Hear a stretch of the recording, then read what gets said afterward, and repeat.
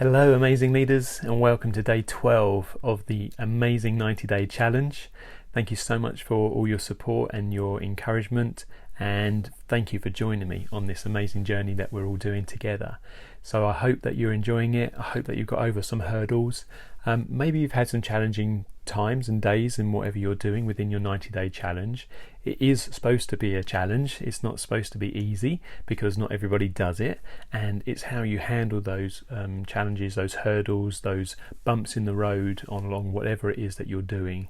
Sometimes we just need to get into the habit of doing things before it becomes a bit more natural and easy for us to do it. So don't worry if things are difficult. That's what's supposed to be happening.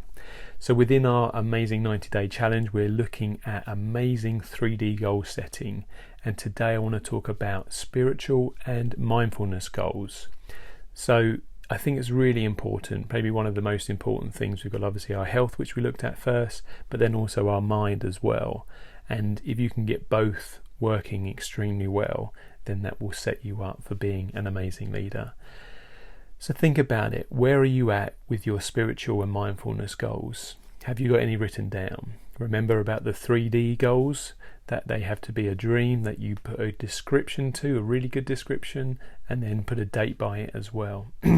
So to help you with that, let's start with some easy ones. Maybe you want to meditate daily or pray daily, whatever it is that you might want to do. You can set yourself a challenge to be able to do that for 7 days, for a week, or for a month, or for however long that you want a goal to be. And again, you can have multiple goals around the same topic. You just have to put it in to practice for a short-term goal, a medium-term goal, and a long-term goal. So start small. Maybe it's something you want to do for a few minutes a day, and set that as a small goal that you can achieve and gets you into the habit of doing it, and then build it from there. And that's how we get to 200 goals a lot easier, by having a similar goal that you're just making it into a longer period of time, or increasing the amount of time you're doing it. So you might start at 3 minutes a day, and then you might go up to 5 and 10, and then so on, for as long as you want to, or that you can do it. But make it so that you can do it to start with and achieve it, and then stretch yourself after that as well. Personally, I use a method called iRest that was introduced to me by one of my amazing mentors, and I'd encourage you to look that up. If you want any more information about iRest, then please do get in touch with me, and I'll be very happy to put you in contact with her as well, so that you can look into that and get some help and guidance on how to do that as well. Another thing that you can do about being spiritual and mindful goals is to set yourself another challenge, and it might be something like reading a Bible in a year, or you can listen to it as well on Audible. So that might be a goal that you can set yourself, a challenge to do it. You might have a specific spiritual book that you might want to read over a period of time. That's another goal. It's a dream you've always wanted to do it, a description of how you're going to do it, how many minutes a day you can need to break that down in to be able to do it, and then a date by when you want to accomplish that by. Whatever date it is today, whilst you're listening to this or watching this, then that's the date you can start, and then you know in a year's time that will be the date, and you can have either achieved it or not. You can set yourself a goal of reading a long book like that in 6 months or in 3 months by just reading, listening to or reading 3 chapters a day or 2 chapters a day, and then you'll get through it in half the time. Maybe you've got a fear that you might want to get rid of or overcome. Maybe it's the fear of flying, or fear of the dark, or spiders, or whatever else it might be. You may have a fear that is holding you back from something every time you go to do it. And I love the word fear and the acronym around it that stands for false evidence appearing real. So how can you work with your mind to be able to overcome those fears? Again, think about that, write it down, put a description about how you want to overcome it, how you see yourself overcoming it, and put a date by when you want to accomplish it. Maybe it's booking a flight on an aeroplane to a destination, and then there's a date booked in the diary for when you've got to overcome that by. On the opposite side of that, there's strengthening your mind so that you can handle situations better. And that's something that amazing leaders should always be doing. We should always be looking at how we can improve and enhance our mind, and how we can get better at difficult situations. And I believe that as we grow in whatever leadership position we're in, whether that's at home with children or elderly parents or looking after others, or whether that's in a corporate or business setting, we should always be improving our mind. And as we go up through the ranks, we'll get different situations delivered to us on our doorstep, most unknowingly often, so that we can put that into practice. And maybe it's something that you want to set a goal to. Maybe there's been something recently that you didn't handle very well. What did you learn from it? And see if there's another opportunity that comes up within the next 6 months that you can handle that differently as well. I think one of the greatest things that we can do for our mind is to get some good sleep.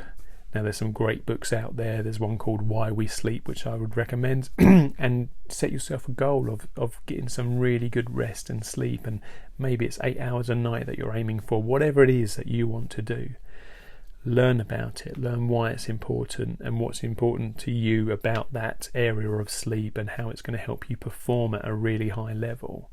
And then set yourself that goal of achieving that for a certain number of nights and see how you get on with that as well. Maybe there's an addiction that you have that you need to face, and it doesn't often have to be one of the obvious ones around drugs and alcohol and things like that. It may be an addiction around being on your mobile phone, or a tech addiction about games, or whatever else it might be. There's lots of addictions out there that maybe not in that category yet, but I think they will be at some point in the future. But just check in with yourself.